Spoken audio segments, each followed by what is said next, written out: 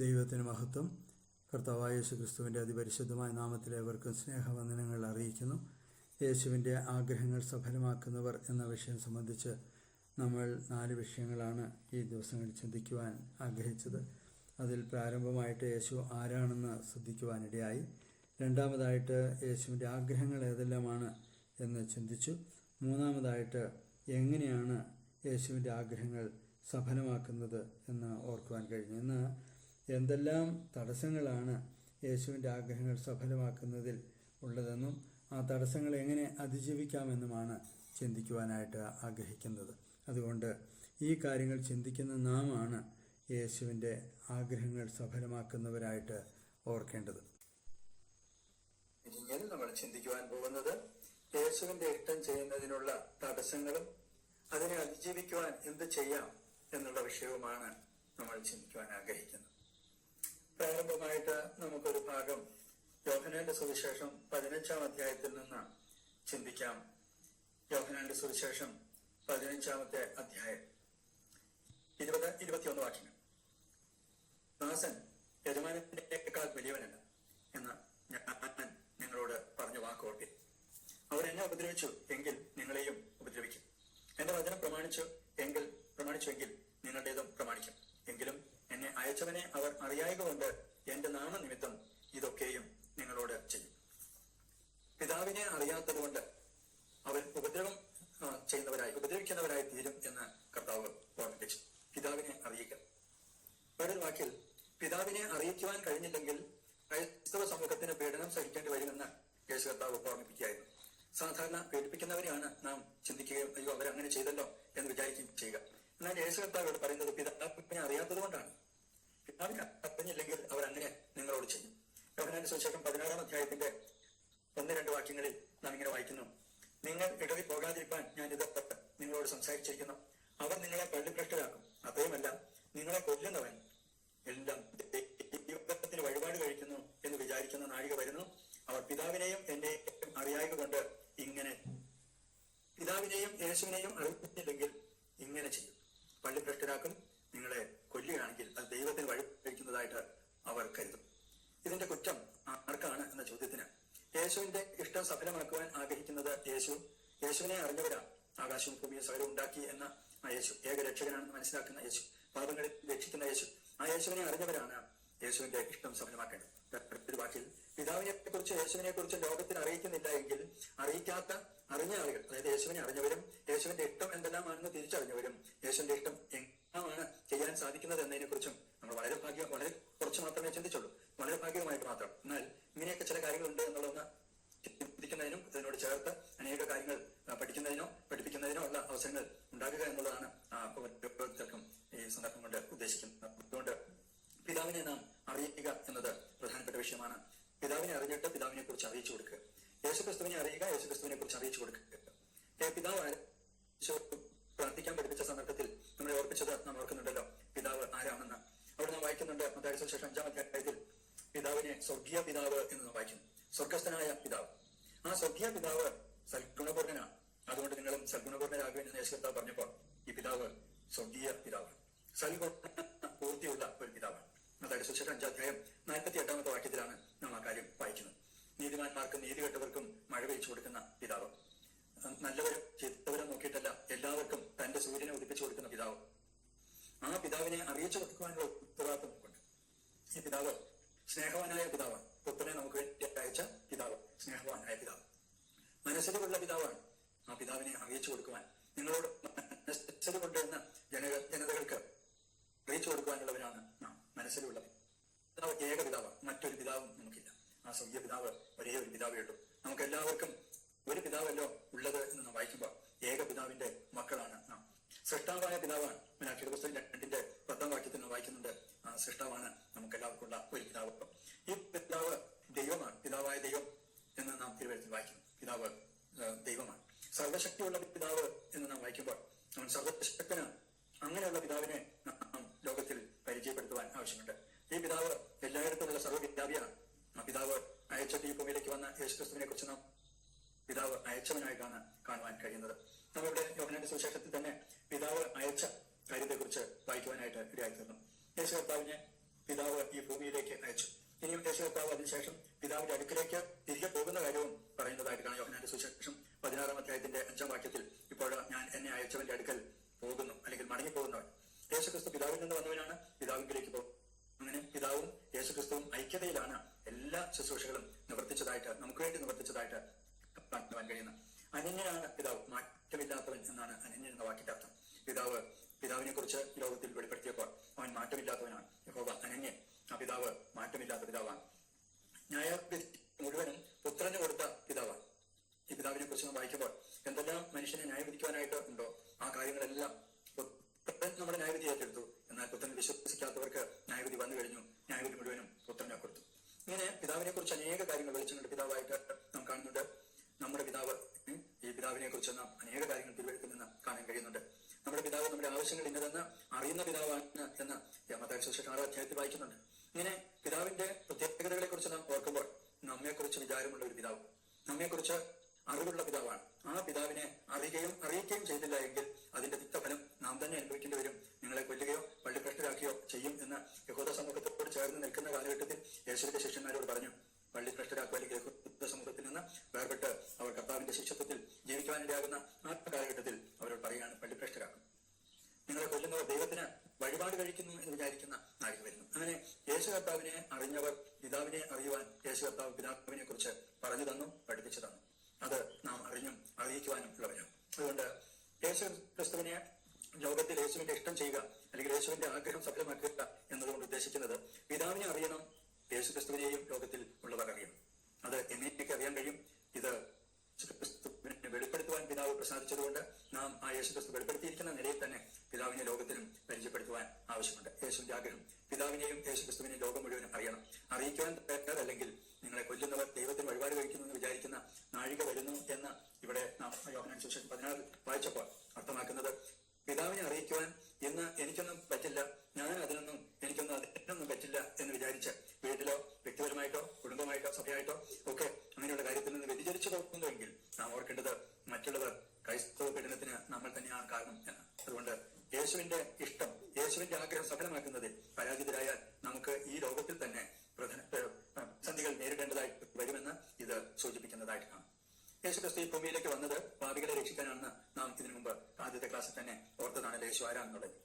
ഈ പാപികളെ രക്ഷിക്കുക എന്നുള്ള വാക്ക് അല്പം വിശദമാക്കുവാനായിട്ട് ഒരുപക്ഷെ നമ്മൾ പല പ്രാവശ്യങ്ങളിൽ സങ്കീർത്തനം 51 വായിച്ചിട്ടുണ്ടാകും.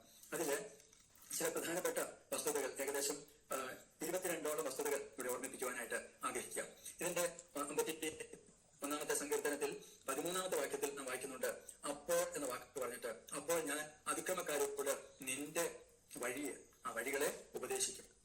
യേശു കർത്താവ് ഈ ഭൂമിയിൽ പിതാവിന്റെ അടുക്കൽ നിന്ന് വന്ന വഴിയാണ് പിതാവിലേക്ക് പോകുവാനുള്ള ആകെയുള്ള വഴി. സർവ്വലോകത്തിനും പിതാവിലേക്ക് പോകുവാൻ ആകെ ഒരു വഴിയുള്ളൂ. ഞാൻ മുഖാന്തരമല്ലാതെ ആരും പിതാവിന്റെ അടുക്കലെത്തുന്നില്ല. അതുകൊണ്ട് യേശുക്രിസ്തുവിനെ കൂടാതെ ആർക്കും പിതാവിന്റെ അടുക്കിലേക്ക് ചെല്ലുവാൻ കഴിയുകയില്ല. അപ്പൊ പിതാവിനെ നാം അറിയാന്ന് പറഞ്ഞാൽ ക്രിസ്തുവിലൂടെ മാത്രമേ ഉള്ളൂ. ക്രിസ്തു വെളിപ്പെടുത്തി കൊടുക്കുന്നവർക്കല്ലാതെ പിതാവിനെ ആർക്കും അറിയുവാൻ കഴിയുകയില്ലെന്നും നാം വായിക്കുന്നുണ്ട്. മത്തായി സുവിശേഷം 15-ാം അധ്യായത്തിൽ പിതാവ് പുത്രനെ വെളിപ്പെടുത്തുന്നു, പുത്രൻ പിതാവിനെ വെളിപ്പെടുത്തുന്നവനാണ്. യോഹന്നാന്റെ സുവിശേഷത്തിൽ ഈ സത്യങ്ങൾ തന്നെ വെളിപ്പെടുത്തിയിട്ടുണ്ട്. അതുകൊണ്ട് അതിക്രമക്കാരോട് ദൈവത്തിന്റെ വഴികൾ എന്താണെന്ന് അവരെ ഉപദേശിച്ചു കൊടുക്കുവാൻ കഴിയണമെങ്കിൽ അപ്പോൾ എന്ന വാക്ക് നാം ഇവിടെ കാണുന്നുണ്ട്. ഇതിൽ എപ്പോഴാണ് എന്ന വാക്ക് നമുക്ക് തിരിച്ചു ചോദിക്കുവാൻ തോന്നുന്നതാണ്. അപ്പോൾ എപ്പോഴാണ് അതിക്രമക്കാരോട് ദൈവത്തിന്റെ വഴികളെ ഉപദേശിക്കുക? ഇതിൽ ഒന്നാമത്തേത്, ലംഘനം എന്നുള്ള പ്രശ്നം നമ്മുടെ ജീവിതത്തിൽ ഉണ്ടെങ്കിൽ ഉപദേശിക്കുവാനായിട്ട് നമുക്ക് സാധിക്കാതെ പോകും. 1ാമത്തെ വാക്യത്തിൽ അത് നമ്മെ ഓർപ്പിക്കുന്നുണ്ട്. അതുകൊണ്ട് ആ ലംഘനക്കാരനായിരിക്കുന്ന ഒരുവൻ എന്ന് അഡ്മിറ്റ് ചെയ്ത ദൈവസന്നിധിയിൽ പരിഹാരം കണ്ടെത്തുവാൻ കഴിയുക എന്നുള്ളതാണ്. അതിന് പരിഹാരം കർത്താവ് കണ്ടെത്തിയിട്ടുണ്ട്. നമ്മുടെ ലംഘനം ക്ഷമിച്ചും പാപം മറിച്ചും തരുവാനൊക്കെയാണ് യേശുക്രിസ്തു നമ്മുടെ ലംഘനങ്ങളെ ഏറ്റെടുത്തതുകൊണ്ട് നിശ്ചയമായിട്ടും യേശുക്രിസ്തുവിനോട് നമ്മുടെ ലംഘനങ്ങളെ ഏറ്റു പറയുക. രണ്ടാമതായിട്ട് അതിൽ 2ാം വാക്യത്തിലും 2ാമത്തെ വാക്യത്തിൽ അകൃത്യം എന്ന വാക്ക് നാം വായിക്കുന്നുണ്ട്.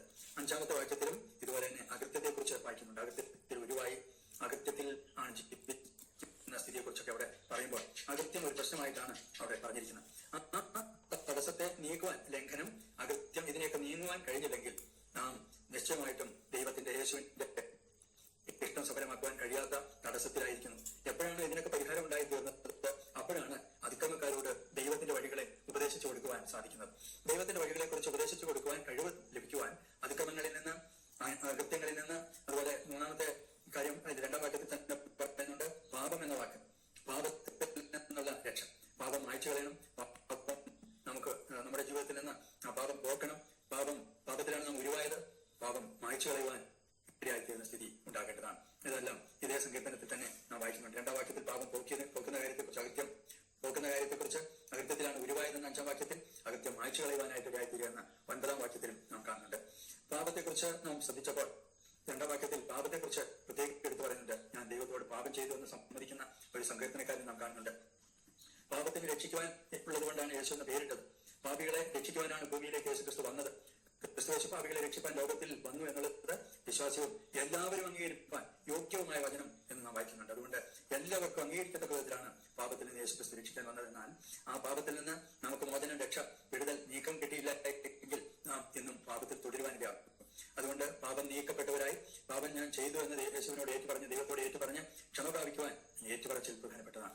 യോഹന്നാന്റെ ലേഖനത്തിൽ 1 യോഹന്നാൻ 1:9 നമ്മുടെ പാപങ്ങളെ ഏറ്റുപറയുന്നുവെങ്കിൽ അവൻ നമ്മോട് പാപങ്ങളെ ക്ഷമിച്ച് സകല നീതിയും പോക്കി ശുദ്ധീകരിപ്പാന്റെ ഗുണം വിശ്വസ്തനും നീതിമാനുമാകുന്നു എന്ന് നാം അവിടെ വായിക്കുന്നു. അതുകൊണ്ട് പാപങ്ങൾ നമ്മിൽ നിന്ന് പരിഹരിക്കുവാൻ നാം യേശുവിനോട് ഏറ്റുപറയുവാൻ കാരണം അവന്റെ പുത്രനായ യേശുവിന്റെ രക്തമാണ് സകല പാപങ്ങളിൽ നിന്നും നമ്മെ മോചിപ്പിക്കുന്നത്. സകല പാപങ്ങൾ എന്ന് പറയുന്നത് ജന്മപാപമാണെങ്കിലും കർമ്മപാപമാണെങ്കിലും ചിന്തയിൽ വന്നുപോയ പാപങ്ങളിൽ വന്നുപോയ ഏത് തരത്തിലുള്ള പാപങ്ങളിൽ നിന്നും രക്ഷിക്കുവാൻ കഴിയുന്നത് ഈ കർത്താവാണ്. മാത്രമല്ല 51-ാമത്തെ സങ്കീർത്തനം 4-ാം വാക്യത്തിൽ ദൈവത്തിന് അനിഷ്ടമായുള്ള കാര്യങ്ങൾ ചെയ്തതിനെ കുറിച്ച് വായിക്കുന്നുണ്ട്. ദൈവത്തിന് ഇഷ്ടമില്ലെന്ന് മനസ്സിലാക്കിയിട്ട് അത് ചെയ്തു പോയി എന്നാണ് ഇവിടെ സങ്കീർത്തനക്കാരൻ ഓർപ്പിക്കുന്നത്.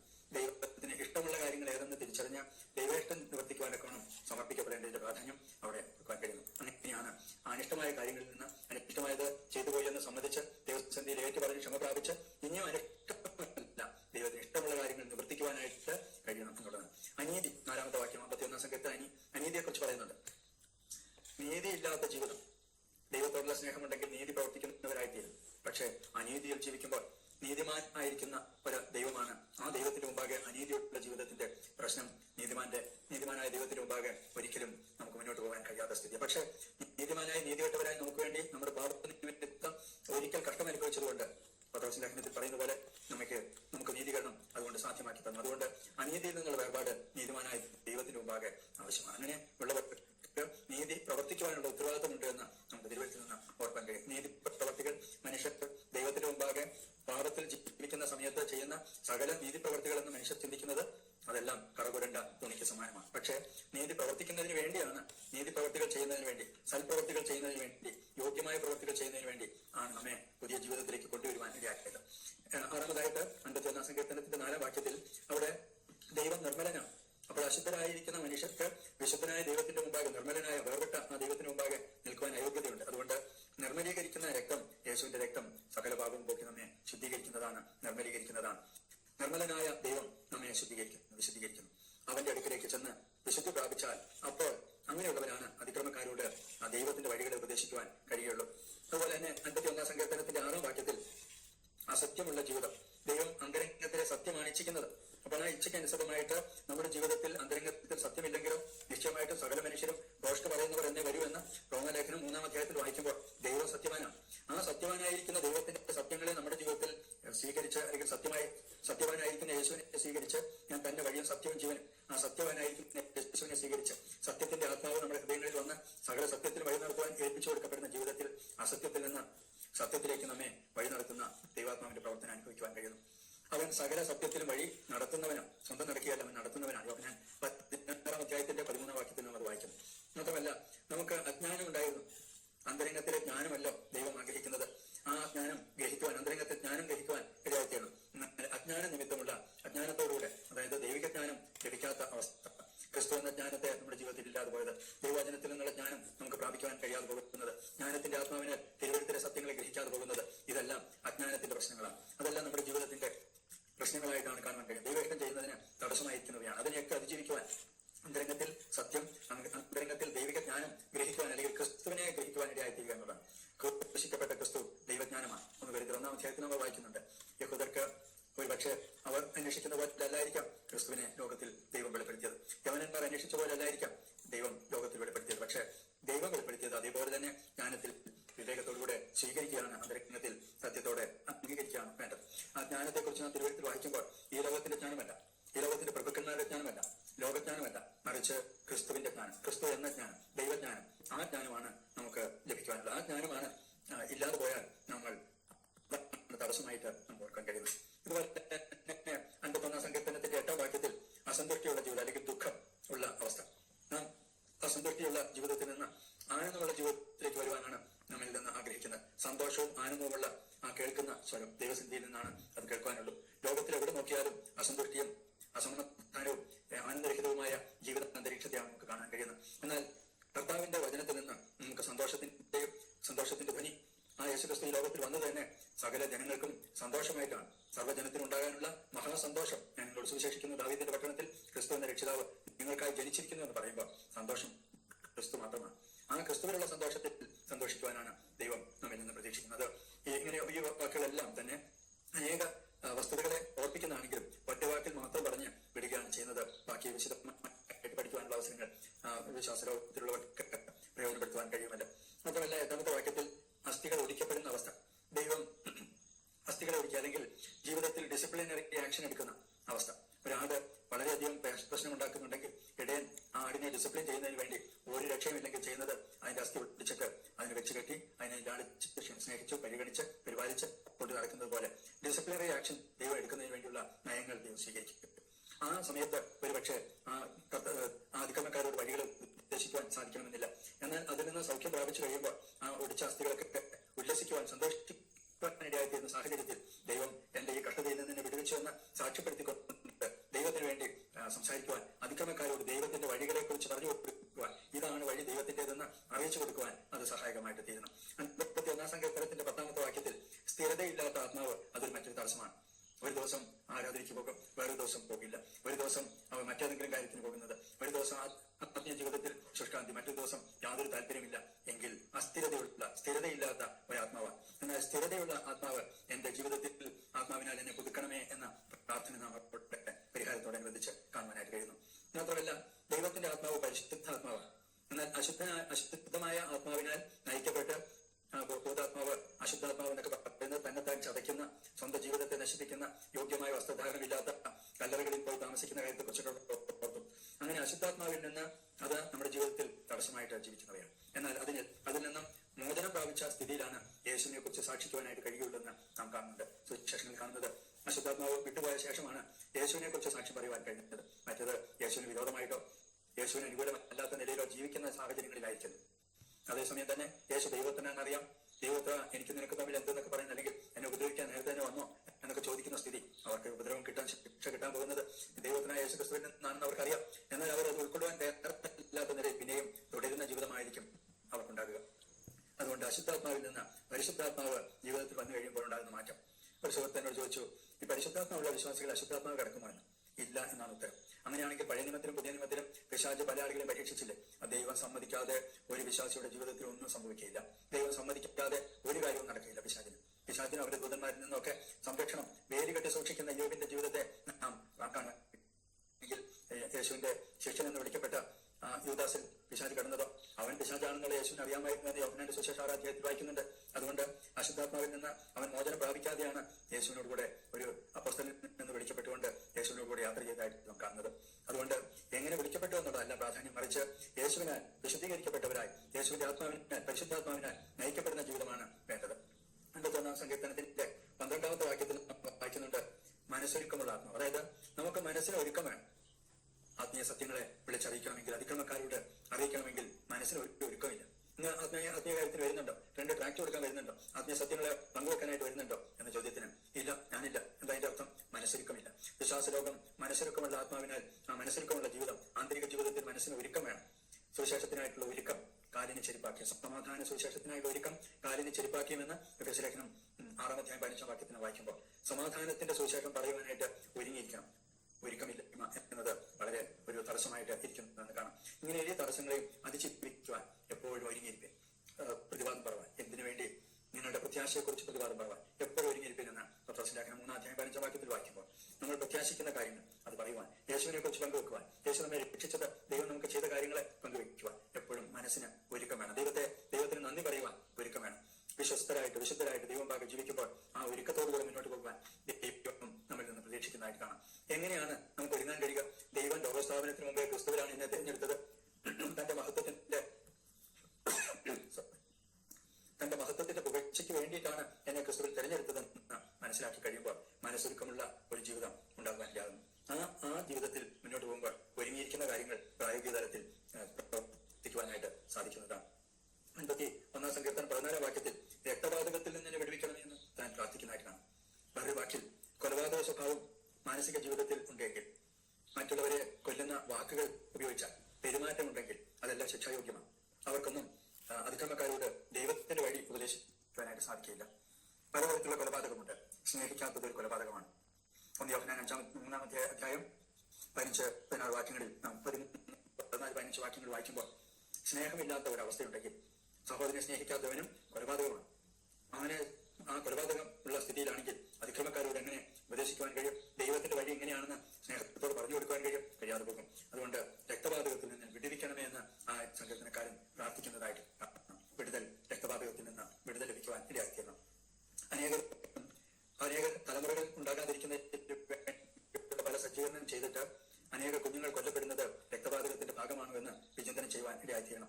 ദൈവം ദാനമായിട്ട് കുഞ്ഞുങ്ങളെ തരുവാൻ ആഗ്രഹിക്കുമ്പോൾ അത് കൊലപാതകത്തിന് വേണ്ടി വിധേയമാകുന്ന അമ്മമാരും പിതാക്കന്മാരും ഒക്കെ ഓർത്തു വെക്കുക. ദൈവം വെച്ചിരിക്കുന്ന വ്യവസ്ഥകളെ അതിജീവിക്കുവാനായിട്ടുള്ള ശ്രമമാണ് എങ്കിൽ അത് ദൈവത്തിന്റെ മുമ്പാകെ അതിക്രമമാണ്, കൊലപാതകമാണ്, രക്തപാതകമാണ്. മാത്രമല്ല മറ്റൊരു കാര്യം, അടഞ്ഞ ഒരു അധരമാണെങ്കിൽ അത് തുറക്കപ്പെട്ടാൽ മാത്രമേ കർത്താവിന്റെ സാക്ഷ്യം വഹിക്കുവാനായിട്ട് കഴിയുള്ളൂ. 51 സങ്കീർത്തനം 15 വാക്യത്തിൽ അധരങ്ങൾ തുറക്കുവാനായിട്ട്, അങ്ങനെയാണെങ്കിൽ ദൈവത്തിന്റെ സ്തുതിയെ വർണ്ണിക്കും എന്ന് നാം വായിക്കുന്നു. ദൈവം നമ്മുടെ അധരങ്ങളെ തുറക്കണം. അങ്ങനെയാണെങ്കിൽ ദൈവത്തിന്റെ സ്തുതിയെ വർണ്ണിക്കും.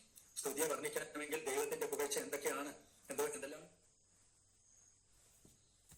വ്യക്തമായ ധാരണ ഉണ്ടാകുവാനിടയാകും. വേറൊരു വാക്കിൽ, ദൈവത്തിന്റെ പുകഴ്ചയെ കുറിച്ച് പറയുവാൻ കഴിയുന്നില്ല എങ്കിൽ, പുകഴ്ച നമുക്ക് പറയുവാൻ കഴിയുന്നില്ലെങ്കിൽ വായടഞ്ഞ സ്ഥിതിയാണ് എന്നവിടെ നമുക്ക് ചിന്തിക്കാൻ കഴിയും. അനേക ആളുകളും പ്രശ്നങ്ങളും പ്രതിസന്ധികളിലേക്ക് പോകുമ്പോൾ അവരോട് ചോദിക്കാറുള്ള ഒരു ചോദ്യമുണ്ട്, അവരുടെ എന്തെങ്കിലും 4 നല്ല വശങ്ങളെ കുറിച്ച് പറയാനായിട്ട് നിങ്ങൾക്ക് അറിയാമോ? ഇല്ല, 10 ചീത്ത കാര്യങ്ങളെ കുറിച്ച് പറയാനുണ്ട്. അതുകൊണ്ടാണ് ആ പ്രശ്നങ്ങൾ വർദ്ധിച്ചു വരുവാൻ ഇടയാക്കിയത്. ദൈവം നൽകിയിരിക്കുന്ന നന്മകളെ കുറിച്ച് ഓർക്കുവാനും ആ നന്മകളുടെ കാര്യത്തെ കുറിച്ച് ചിന്തിക്കുവാനായിട്ടുള്ള അവസരങ്ങളും അതിൽ വർദ്ധിച്ചു വരുവാനുമാണ് ഇടയാക്കിയിരുന്നത്. അതുകൊണ്ട് അടഞ്ഞ അധരമാണെങ്കിൽ അത് തുറക്കപ്പെടുവാൻ ദൈവസന്നിധിയിൽ എത്തിച്ചു കൊടുക്കുന്ന സ്ഥിതി. അധരങ്ങൾ കർത്താവ് തുറന്ന വായുകളൊക്കെ സംസാരിക്കുവാൻ കർത്താവ് കഴിവ് നൽകിയതായിട്ട് നാം കാണുന്നു.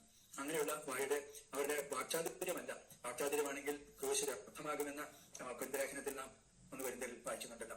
അതുകൊണ്ട് വാക്ചാതുര്യമല്ല. മോശയെ കുറിച്ച് നാം വായിക്കുമ്പോൾ മോശയ്ക്ക് വാക്ചാതുര്യം ഇല്ലെന്ന് മാത്രമല്ല, വിക്കനായിരുന്നു എന്നും വായിക്കുന്നുണ്ട്. പക്ഷെ ദൈവം പ്രയോജനപ്പെടുത്തുവാൻ ആഗ്രഹിക്കുന്നവരുടെ കാര്യത്തിൽ അവരുടെ ഭൗമികമായി യാതൊന്നുമല്ല. എന്നാൽ അടച്ചു വെച്ചിരിക്കുന്ന വായാണെങ്കിൽ തുറക്കപ്പെടണം, കർത്താവിന് വേണ്ടി സംസാരിക്കുവാൻ തയ്യാറാകണം.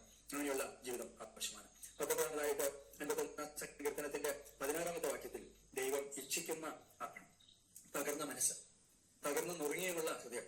ജീവിതത്തിൽ ഒരു മാനസികമായിട്ട് തകർന്നിരിക്കുന്ന സ്ഥിതി, നുറുങ്ങിയ ഒരു ഹൃദയം, ദൈവസന്നിധിയിൽ കുറ്റങ്ങളെ കുറിച്ചുള്ള ബോധ്യവും ദൈവം ശിക്ഷിക്കുന്ന ഒരു ദൈവത്തിന്റെ മുമ്പിൽ ആ കുറ്റം ബോധ്യമുള്ളവരായിട്ട് ജീവിക്കുവാൻ തീരുമാനിക്കുമ്പോൾ, മനസ്സിലാക്കുമ്പോൾ തകർന്നു നുറുങ്ങിയുമുള്ള ഒരു ഹൃദയമുള്ള ദൈവസന്നിധിയിൽ അടുത്ത് ചെല്ലുവാൻ ഇടയാക്കിയിരുന്നു. തകർന്നു നുറുങ്ങിയുമുള്ള ഹൃദയത്തെ ദൈവം ഒരു നാളും നിരസിക്കുകയില്ല എന്ന് വായിക്കുവാനായിട്ട് കഴിയുന്നു. തകർന്നു നുറുങ്ങിയുമുള്ള ഹൃദയം ദൈവം നിരസിക്കുകയില്ല. അതുകൊണ്ട് ഹൃദയത്തുറക്കം, ഹൃദയത്തിന് ഒരു തകർച്ച, ഒരു മനസ്സിന് ഒരു പശ്ചാത്താപം ഉണ്ടായിരിക്കണം. അങ്ങനെ ദൈവസന്നിധിയിലേക്ക് തിരിയുവാൻ ഇടയാക്കിയിരുന്നു. ദൈവത്തിന്റെ സന്നിധിയിൽ 20 കാര്യം നാം വെക്കുന്നത് 51 സങ്കീർത്തനം 18 വാക്യത്തിൽ ദൈവം പണിത മതിലുകളായിരിക്കണം. നാം യെരൂശലേമിന്റെ മതിലുകളെ കുറിച്ച് വായിക്കുന്നുണ്ട്. വേർപാടിന്റെ മതിലുകൾ, അതിനെ വേർപെടുത്തുന്ന മതിലുകളാലാണ് വേർപെടുത്തുന്നത്. ആ മതിലുകൾ ഇടിച്ചു കളയുക എന്നുള്ളതാണ് ശത്രുവിന്റെ പ്രത്യേകത. വേറൊരു വാക്കിൽ, വേർപാട് പാലിക്കാത്ത ആളുകൾക്ക് വേർപാടിന്റെ കാര്യത്തെ കുറിച്ച് പറയുവാനോ അതിക്രമക്കാരോട് അതിക്രമം ചെയ്യുമ്പോൾ ദൈവത്തിന്റെ വഴി ഇതാണെന്ന് പറയുവാനോ കഴിയുകയില്ല. അതുകൊണ്ട് അതിക്രമക്കാരോട് ഉപദേശിക്കണമെങ്കിൽ അതിന് പിന്നിൽ ആ തടസ്സങ്ങൾ നീക്കപ്പെടേണ്ടതിന്റെ പ്രാധാന്യമാണ് നമ്മളിവിടെ വായിക്കുന്നത്. 52 സങ്കീർത്തനത്തിന്റെ 19 വാക്യത്തിൽ ദൈവം പ്രസാദിക്കുന്ന അർപ്പണമായിരിക്കണം. ദൈവം പ്രസാദിക്കാത്ത അർപ്പണങ്ങളെല്ലാം അതെല്ലാം തടസ്സങ്ങളാണ്. ദൈവം പ്രസാദിക്കാത്ത അർപ്പണങ്ങൾ. അനേക ആളുകളും കഴിഞ്ഞ ദിവസം ഒരു സ്ഥലത്ത് ഞാൻ സുഹൃത്ത് പറഞ്ഞു സുവിശേഷം പ്രസംഗിക്കാം. അപ്പൊ ഞാൻ പറഞ്ഞു സുവിശേഷം പ്രസംഗിക്കാം. അദ്ദേഹം കുറച്ച് കാര്യങ്ങളൊക്കെ ആദ്യം തന്നെ കണ്ടീഷൻ വെച്ചു. ഈ സുവിശേഷം പറയുമ്പോൾ ഇന്നതൊന്നും പറഞ്ഞേക്കരുത്. അതിന്റെ അർത്ഥം, ഒന്ന് ക്രിസ്തുവിനെ കുറിച്ച് പറയരുത്, ദൈവത്തെ കുറിച്ച് പറയരുത്, ഈ ഭൂമിയിലുള്ള മറ്റൊന്നുമല്ല. അവർക്കൊരു പ്രസാദം ഇതാണെങ്കിൽ സുവിശേഷമല്ല. യേശുവില്ലാത്തത് സുവിശേഷമല്ല. സാമൂഹിക പരിഷ്കരണം സുവിശേഷമല്ല. മദ്യപാനത്തിനുള്ള വേർപാട് മാത്രമാണെങ്കിൽ, ക്രിസ്തു ഇല്ലാത്തതാണെങ്കിൽ അത് സുവിശേഷമല്ല.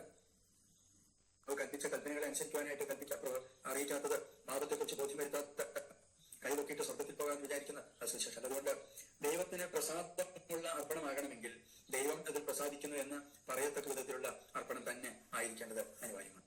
അല്ലാത്ത അർപ്പണങ്ങളൊന്നും ദൈവത്തിന് പ്രസാദമല്ല. അതുകൊണ്ട് അപ്പോൾ ദൈവം പ്രസാദിക്കും എന്ന് പറയണമെങ്കിൽ, ദൈവം പ്രസാദിക്കത്തക്ക വിധത്തിലുള്ള അർപ്പണമാണ് ആകണമെങ്കിൽ അതിന്റെ പിന്നിൽ ദൈവത്തിന്റെ പ്രമാണം, ദൈവം കൽപ്പിച്ചതുപോലെയുള്ള അർപ്പണമായിരിക്കണം. ന്യായപ്രമാണത്തിൽ പറഞ്ഞിരിക്കുന്ന അർപ്പണങ്ങളാണ് ഇസ്രായേലിനെ സംബന്ധിച്ചിടത്തോളം ദൈവം കൽപ്പിച്ചതുപോലെയുള്ള യാഗങ്ങൾ, വഴിപാടുകൾ, സർവ്വാംഗഹോമങ്ങളൊക്കെ. പുതിയ നിയമത്തിൽ യേശുക്രിസ്തു നമുക്ക് വേണ്ടി അർപ്പിക്കപ്പെട്ടത് അത് തന്നെയാണ് അംഗീകരിക്കാനുള്ളൂ. മറ്റൊന്നും നമുക്ക് അംഗീകരിക്കാനില്ല. ദൈവം പ്രസാദിച്ച യാഗമാണ് യേശുക്രിസ്തുവിന്റെ യാഗം. ക്രിസ്തു പറഞ്ഞു, നിന്റെ ഇഷ്ടം ചെയ്യുവാൻ, ദൈവമേ നിന്റെ ഇഷ്ടം ചെയ്യുവാൻ ഞാൻ വരുന്നു. ഇന്ന് നമ്മുടെ ആഗ്രഹവും അത് തന്നെയായിരിക്കണം. ദൈവം പ്രസാദിച്ച യാഗമാണ് യേശുക്രിസ്തുവിന്റെ ക്രൂശുമരണം. എഫേസ്യ ലേഖനം 5-ാം അധ്യായത്തിൽ 1-2 വാക്യങ്ങളിൽ ആ സത്യം നാം ഓർക്കുന്നുണ്ട്. ദൈവത്തിന്റെ മുമ്പാകെ വഴിപാട് യാഗവുമായി യേശുക്രിസ്തു അർപ്പിക്കപ്പെട്ടതുപോലെ നാം സ്നേഹത്തിൽ നടക്കുക എന്നുള്ളതാണ് നമ്മിൽ നിന്നും ആഗ്രഹിക്കുന്ന ആ അർപ്പണം, വഴിപാടും യാഗവും. അതുകൊണ്ട് ദൈവസന്നിധിയിൽ നടക്കുവാനുള്ള നടപ്പിനെയാണ് അവിടെ നമ്മെ ഓർമ്മിപ്പിക്കുവാൻ ഇടയായിത്തീരുന്നത്. ദൈവം നമ്മിൽ നിന്ന് പ്രതീക്ഷിക്കുന്ന പ്രതീക്ഷയാണ് ഈ വിഷയങ്ങളോടനുബന്ധിച്ച് കണ്ടത്. അത് യേശു പിതാവിന്റെ ആഗ്രഹം സഫലമാക്കുവാൻ ഇടയായിത്തീർന്നു. യേശുവിന്റെ ആഗ്രഹം നാം സഫലമാക്കുവാൻ ആഗ്രഹിക്കുമ്പോൾ യേശുവിന്റെ ഇഷ്ടമെന്ത്, അതെങ്ങനെയാണ് തടസ്സം ഉണ്ടാകുവാൻ സാധ്യതയുള്ളത്, അതിനെ അതിജീവിക്കുവാൻ കഴിയുന്ന സ്ഥിതിയാണ് കാണാൻ കഴിയുന്നത്. ദൈവത്തിന്റെ ആത്മാവിനാൽ നയിക്കപ്പെടുന്ന, മനസ്സൊരുക്കമുള്ള ആത്മാവിനാൽ നടത്തപ്പെടുന്ന ഒരു ജീവിതത്തിന്റെ ഉടമയാകുമ്പോൾ പരിണിത ഫലമായിട്ട് അവരുടെ ജീവിതത്തിൽ ഉണ്ടാകുന്ന മാറ്റം നിസ്തുല്യമാണ്. പരിശുദ്ധാത്മാവിനെ കുറിച്ച് നാം വായിക്കുമ്പോൾ പരിശുദ്ധാത്മാവ് ഓരോ വിശ്വാസികളിലും എങ്ങനെ പ്രവർത്തിക്കുന്നുവെന്ന് നാം ഓർക്കേണ്ടത് അനിവാര്യമാണ്. അത് യേശുവിന്റെ ഇഷ്ടമാണ്. യേശു പറഞ്ഞു, ഞാൻ പിതാവിന്റെ അടുക്കൽ നിന്ന് നിങ്ങൾക്ക് അയപ്പാനുള്ള കാര്യസ്ഥൻ, നിങ്ങളെ ഞാൻ പറഞ്ഞതൊക്കെ ഓർമ്മിപ്പിക്കും, ഉപദേശിച്ചു തരും എന്നൊക്കെ യേശു കർത്താവ് യോഹന്നാന്റെ സുവിശേഷം 14, 15, 16 അധ്യായങ്ങളിലായിട്ട് വായിക്കുവാനായിട്ട് കഴിയുന്നു. ഈ പരിശുദ്ധാത്മാവ് വന്നു കഴിഞ്ഞാൽ അതിന്റെ പ്രത്യേകതകളും നാം വായിക്കുന്നുണ്ട്. അപ്പോൾ ആത്മാവിനാൽ നടത്തപ്പെടുന്ന ഒരു ജീവിതം, അപ്പൊ പിതാവിനെ അറിയണം, ക്രിസ്തുവിനെ അറിയണം, പരിശുദ്ധാത്മാവിനെ അറിയണം. ഇതിൽ പരിശുദ്ധാത്മാവിനെ കുറിച്ചാണ് ചില കാര്യങ്ങൾ നമ്മൾ ഇനിയും അല്പം കാര്യങ്ങൾ ചിന്തിക്കുവാനായിട്ട് ആഗ്രഹിക്കുന്നത്. എന്നാൽ പരിശുദ്ധാത്മാവാണ് ഒരു മനുഷ്യനെ സുവിശേഷവുമായിട്ട് പറഞ്ഞയക്കുന്നത്. പരിശുദ്ധാത്മാവാണ് സഭയോട് എനിക്ക് വേർതിരിപ്പിൻ എന്ന് പറയുന്നത്. അപ്പോസ്തലപ്രവൃത്തി 13-ാം അധ്യായത്തിന്റെ 2-ാം വാക്യത്തിൽ ശൗലിനെയും ബർന്നബാസിനെയും ഞാൻ വിളിച്ചിരിക്കുന്ന വേലയ്ക്കായി എനിക്ക് വേർതിരിപ്പിൻ എന്ന് പരിശുദ്ധാത്മാവ് ആ സഭയോട് പറയുന്ന, അന്ത്യോക്യ സഭയോട് പറയുന്നതായിട്ടാണ്. വിളിച്ചിരിക്കുന്ന വേലയ്ക്കായിട്ട് എനിക്ക് വേണ്ടി വേർതിരിക്കണം. സഭ വേർതിരിക്കുവാൻ ഇടയാകുന്നത് പരിശുദ്ധാത്മാവ് സഭയോട് പറഞ്ഞതുകൊണ്ടാണ്. അപ്പോസ്തലപ്രവൃത്തി 13-ന്റെ 4-ാമത്തെ വാക്യത്തിൽ പരിശുദ്ധാത്മാവ് അവരെ പറഞ്ഞയച്ചിട്ട് അവർ സെലൂക്കിയിലേക്ക് പോയി എന്ന് വായിക്കുന്നു.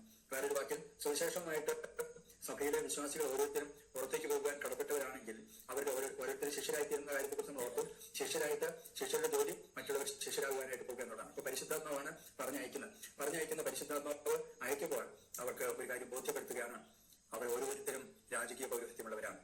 രാജകീയ പൗരോഹിത്യം ഉള്ളതുകൊണ്ട് വിളിച്ചവന്റെ സൽഗുണങ്ങളെ ഘോഷിക്കുവാനാണ് പത്രോസിന്റെ ലേഖനം 2-ാം അധ്യായത്തിന്റെ 9-ാം വാക്യത്തിൽ നാം വായിക്കുന്നത്. എല്ലാ വിശ്വാസികളും രാജകീയ പുരോഹിതരാണ്. അതുകൊണ്ട് വിളിച്ചവന്റെ സൽഗുണങ്ങളെ ഘോഷിക്കുവാൻ തിരഞ്ഞെടുക്കപ്പെട്ട ജനമായിട്ടാണ് വിശ്വാസികളെ കുറിച്ച് കാണാൻ കഴിയുന്നത്. ആ സന്ദേശം അറിയിക്കുന്നതിന് ശക്തി തരുന്നത് പരിശുദ്ധാത്മാവാണ്. ആ പരിശുദ്ധാത്മാവ് പറഞ്ഞ് അയക്കുന്നു. ഇനിയും അപ്പോസ്തലപ്രവൃത്തിയിൽ തന്നെ 16-ാം അധ്യായത്തിൽ പരിശുദ്ധാത്മാവ് പറയാണ്, ആ വചനം ആസിയയിൽ പ്രസംഗിക്കരുത്, ആസിയയിൽ വചനം അറിയിക്കരുത്. അപ്പോൾ അവർ അടുത്ത സ്ഥലത്തേക്ക് പോവുകയാണ്. ഇങ്ങനെ എവിടെ അറിയിക്കേണ്ടെന്ന് തീരുമാനിക്കുന്ന അവരവരല്ല, പരിശുദ്ധാത്മാവാണ്. ആ ആത്മാവ് അവരെ നടത്തി സ്ഥലത്ത് ചെല്ലുമ്പോൾ അവർ ചെന്ന സ്ഥലത്ത് സുവിശേഷം പറയുന്നത് പരിശുദ്ധാത്മാവിനാലാണ്. നാം അറിയിക്കുന്ന സുവിശേഷം പരിശുദ്ധാത്മാവിനാലാണ്. 1 പത്രോസ് 1-ാമത്തെ അധ്യായത്തിന്റെ 11-12 വാക്യങ്ങളിൽ സ്വർഗത്തിൽ നിന്ന് അയച്ച പരിശുദ്ധാത്മാവിനാൽ നിങ്ങളോട് സുവിശേഷം അറിയിച്ചവർ. അതുകൊണ്ട് സുവിശേഷം അറിയിക്കുന്നവർ മുഴുവനും പരിശുദ്ധാത്മാവിനാലാണ് സുവിശേഷം അറിയിക്കുന്നത്. അവർക്ക് പരിശുദ്ധാത്മാവില്ല, പക്ഷെ സുവിശേഷമൊക്കെ നന്നായിട്ട് പറയുന്നു പറഞ്ഞാൽ ബൈബിളിനെതിരായിട്ടുള്ള പാപമാണ്. അതുകൊണ്ട് പരിശുദ്ധാത്മാവിനാലാണ് സുവിശേഷം അറിയിക്കുന്നത്. ഇനി പരിശുദ്ധാത്മാവിനാൽ സുവിശേഷം അറിയിച്ചിട്ട് ആ മനുഷ്യന് പാപത്തെക്കുറിച്ചും നീതിയെക്കുറിച്ചും ന്യായവിധിയെക്കുറിച്ചും ബോധ്യം വരുത്തുന്നതും പരിശുദ്ധാത്മാവാണ്. അതും നാം വായിക്കുന്നുണ്ട്. യോഹന്നാന്റെ സുവിശേഷം 16-ാം അധ്യായത്തിന്റെ 6 മുതലുള്ള വാക്യങ്ങളിൽ ലോകത്തിന് പാപത്തെക്കുറിച്ചും നീതിയെക്കുറിച്ചും ന്യായവിധിയെക്കുറിച്ചും ബോധ്യം വരുത്തുന്ന പരിശുദ്ധാത്മാവാണെന്നും യേശു സ്വർഗത്തിലേക്ക് പോയ ശേഷമാണ് പരിശുദ്ധാത്മാവിനെ ഭൂമിയിലേക്ക് അയക്കുന്നതെന്നും അങ്ങനെയാണ് പാപത്തെക്കുറിച്ചും നീതിയെക്കുറിച്ചും ന്യായവിധിയെക്കുറിച്ചും ബോധ്യം വരുത്തുന്നതെന്നും നാം വായിക്കുന്നു. മാത്രമല്ല മനുഷ്യന്റെ ഹൃദയത്തിൽ ദൈവസ്നേഹം പകരുവാനിടയായി തീർന്നത് പരിശുദ്ധാത്മാവിനാലാണ്. അപ്പോൾ ഇന്ന് ലോകത്തിൽ ഏറ്റവും വലിയ തടസ്സമായി നിൽക്കുന്ന ഒരു വിഭാഗം ആളുകൾ നമ്മുടെ വിശ്വാസ ലോകത്തിലുള്ള ആളുകൾക്ക് പരിശുദ്ധാത്മാവില്ലെന്ന് പ്രചരിപ്പിച്ചുകൊണ്ട് നമ്മൾ പ്രവർത്തിക്കുന്ന സ്ഥലങ്ങളിലെല്ലാം വന്ന് അവിടെ എല്ലാം പ്രശ്നമുണ്ടാക്കുന്നത് പരിശുദ്ധാത്മാവിന്റെ കാര്യം പറഞ്ഞുകൊണ്ടാണ്. എന്നാൽ ദൈവാത്മാവിന്റെ കാര്യത്തെക്കുറിച്ച് നാം വായിക്കുന്നത് ദൈവസ്നേഹം നമ്മുടെ ഹൃദയങ്ങളിൽ പകരുന്നത് പരിശുദ്ധാത്മാവാണെന്ന് റോമാലേഖനം 5-ാം അധ്യായത്തിന്റെ 5-ാം വാക്യത്തിൽ വായിക്കും. ദൈവത്തിന്റെ സ്നേഹം നമുക്ക് നൽകപ്പെട്ട പരിശുദ്ധാത്മാവിന് നമ്മുടെ ഹൃദയങ്ങളിൽ പകർന്നിരിക്കുന്നുവല്ലോ എന്ന് വായിക്കുന്നു. ദൈവസ്നേഹം നമുക്ക് ലഭിച്ചതുകൊണ്ടാണ് നാം തിരിച്ചു ദൈവത്തെ സ്നേഹിക്കുന്നത്. അവൻ ആദ്യം നമ്മെ സ്നേഹിച്ചു, അതുകൊണ്ടാണ് നമ്മൾ സ്നേഹിക്കുന്നത്. അതുകൊണ്ട് പരിശുദ്ധാത്മാവ് ഹൃദയത്തിൽ ദൈവസ്നേഹം പകരുവാൻ ആദ്യം നമ്മുടെ ഹൃദയങ്ങളിൽ വന്നില്ലായിരുന്നെങ്കിൽ പരിശുദ്ധാത്മാവിനാൽ സ്നേഹം എങ്ങനെ പകരും? അങ്ങനെ പകർന്നില്ലായിരുന്നെങ്കിൽ നമുക്ക് ദൈവത്തെ എങ്ങനെ സ്നേഹിക്കാൻ കഴിയും? അതുകൊണ്ട് പരിശുദ്ധാത്മാവ് വന്നിട്ട് ആദ്യ ദാനം എന്ന് റോമാലേഖനം 8-ാം അധ്യായം 21-ാം വാക്യത്തിൽ വായിക്കുമ്പോൾ ഏറ്റവും ആദ്യം പരിശുദ്ധാത്മാവാണ് ദാനമായിട്ട് നമ്മുടെ ഹൃദയങ്ങളിൽ വരുന്നത്. പരിശുദ്ധാത്മാവ് വന്നിട്ടാണ് പാപത്തെക്കുറിച്ച് ബോധ്യം വരുന്നുള്ളൂ. പാപത്തെക്കുറിച്ച് ബോധ്യം വന്നിട്ടാണ് പാപത്തിൽ നിന്ന് മാനസാന്തരപ്പെടുന്നത്. ദൈവത്തിങ്കിലേക്കുള്ള മാനസാന്തരവും കർത്താവായ യേശുക്രിസ്തുവിലുള്ള വിശ്വാസമുള്ളവരായിട്ട് തീരുവാൻ ഇടയാക്കിയിരുന്നത്. മാത്രമല്ല, പരിശുദ്ധാത്മാവ് നമ്മുടെ ഹൃദയങ്ങളിൽ അച്ചാരമായിട്ട് പരിശുദ്ധാത്മാവിനെ ദൈവം നമുക്ക് തന്നപ്പോൾ ആത്മാവ് നമ്മുടെ ഹൃദയങ്ങളിൽ വസിക്കുകയാണ്, അച്ചാരമാണ്, നമ്മുടെ ഭാവി സുരക്ഷിതമാണ്. വീണ്ടെടുപ്പ് നാളിനായി നമ്മെ മുദ്രയിട്ടിരിക്കുന്ന പരിശുദ്ധാത്മാവിനാലാണ് എന്ന് നാം വായിക്കുമ്പോൾ, വീണ്ടെടുപ്പ് നാൾ ലേഖനം അതിന്റെ 4-ാം അധ്യായം 30-ാം വാക്യത്തിൽ വായിക്കുന്നത്, ദൈവത്തിന്റെ ആത്മാവിനെ ദുഃഖിപ്പിക്കരുത്, അവനാണല്ലോ, ആ പരിശുദ്ധാത്മാവിനാണല്ലോ നമ്മെ വീണ്ടെടുപ്പ് നാളിനായി മുദ്രയിട്ടിരിക്കുന്നത്. അതായത് നമ്മുടെ രക്ഷയുടെ ഭദ്രതയും രക്ഷയുടെ ഉറപ്പും പരിശുദ്ധാത്മാവ് വീണ്ടെടുപ്പിന്റെ നാൾ ഉറപ്പാക്കി തന്നിരിക്കുന്നു എന്ന് പറഞ്ഞിരിക്കുകയാണ്. അതുകൊണ്ട് രക്ഷഭദ്രമെന്ന് പറയുന്നതൊക്കെ തിരുവഴുത്തിനെതിരായ ഉപദേശത്തിന്റെ വിപരീതമായ പാപങ്ങളാണ്. അങ്ങനെയുള്ള കൂട്ടായ്മയോടനുബന്ധിച്ച് പോകുവാൻ നിർവാഹമില്ലാത്ത അവസ്ഥയാണ് എനിക്ക് ഉള്ളത്. അതുകൊണ്ടാണ് തിരുവഴുത്തി സത്യങ്ങളെ കുറിച്ച് വ്യക്തമായി നമുക്ക് ഓർമ്മ തരുവാനിടയാകുന്നത്. മാത്രമല്ല, പരിശുദ്ധാത്മാവ് വന്നിട്ട് ആ പരിശുദ്ധാത്മാവ് നമ്മളെ സകല സത്യത്തിലും വഴി നടത്തുമെന്ന് യോഹന്നാൻ 16-ാം അധ്യായം വഴി നടത്തുന്നത് പരിശുദ്ധാത്മാവാണ്. നമ്മൾ സ്വന്തം നടക്കുകയല്ല, ആത്മാവിനെ നടത്തപ്പെടുകയാണ്. അതുകൊണ്ട് ആത്മാവിനെ അനുസരിച്ച് നടപ്പിൽ, എന്നാൽ ജഡത്തിന്റെ ഇഷ്ടം നിവർത്തിക്കുകയില്ലെന്ന് പറയുമ്പോൾ ജഡത്തിന്റെ മോഹങ്ങൾക്കനുസരിച്ച് ജീവിക്കാതിരിക്കുന്നതിന് വേണ്ടി പരിശുദ്ധാത്മാവിനെ നടത്തപ്പെടുവാൻ ഇടയായിത്തീരുന്ന ജീവിതം വിജയപ്രദമായ ക്രിസ്ത്യ ജീവിതത്തിന്റെ ആവശ്യമായ കാര്യങ്ങളാണ്. യേശുവിന്റെ ഇഷ്ടമാണ് വിജയപ്രദമായ ഒരു വിശ്വാസ ജീവിതം എന്നത്.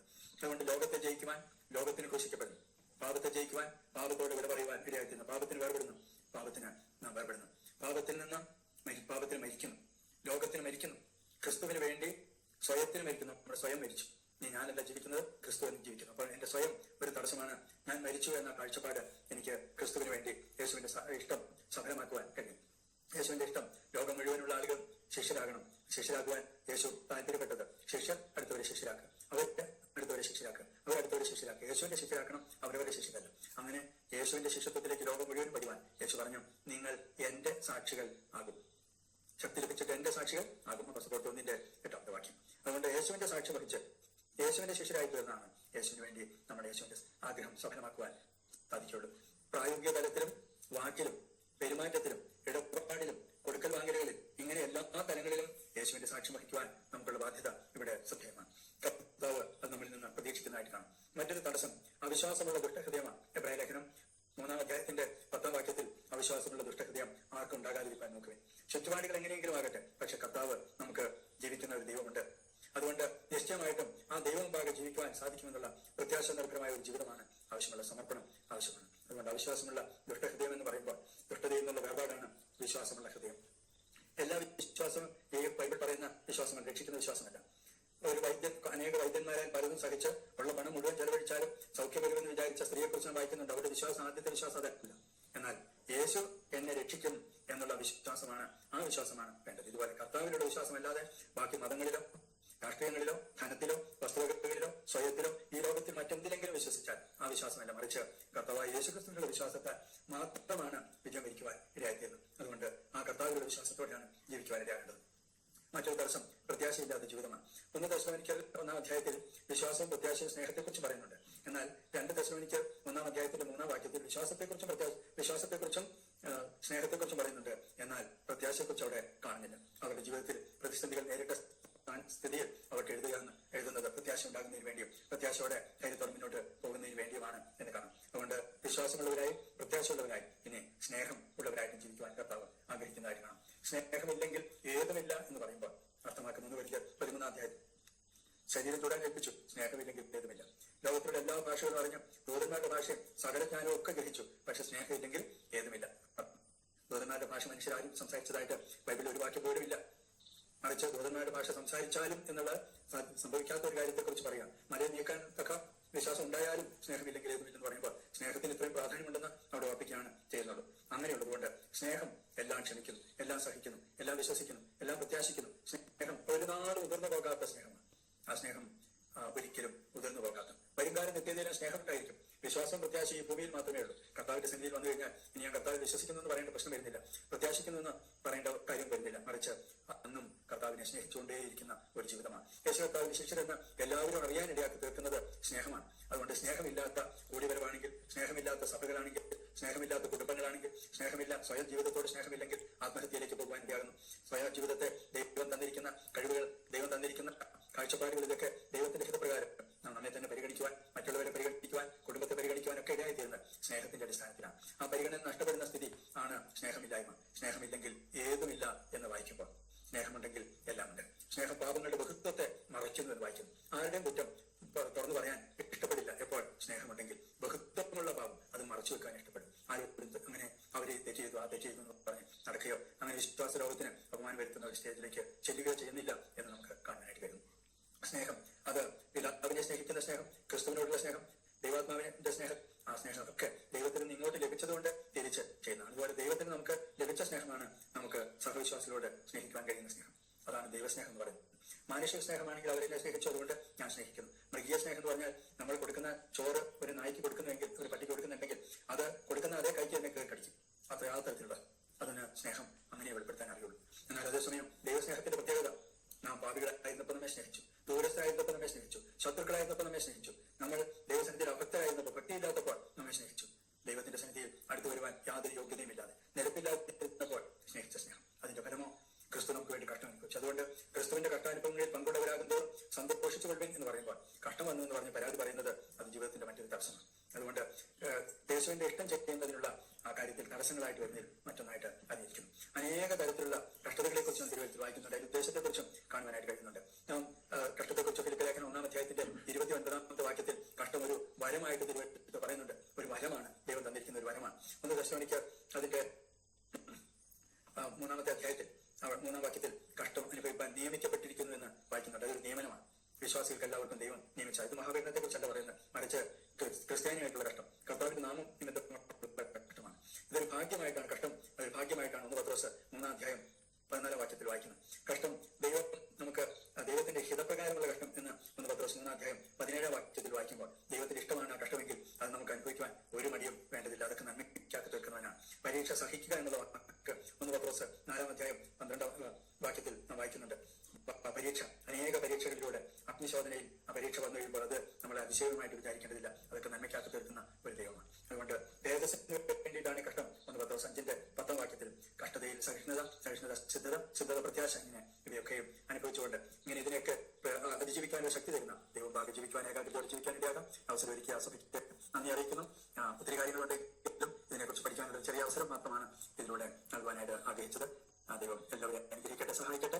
എല്ലാവർക്കും നന്ദി അറിയിക്കുന്നു. ദൈവം എല്ലാവരെയും സഹായിക്കട്ടെ. Thank you.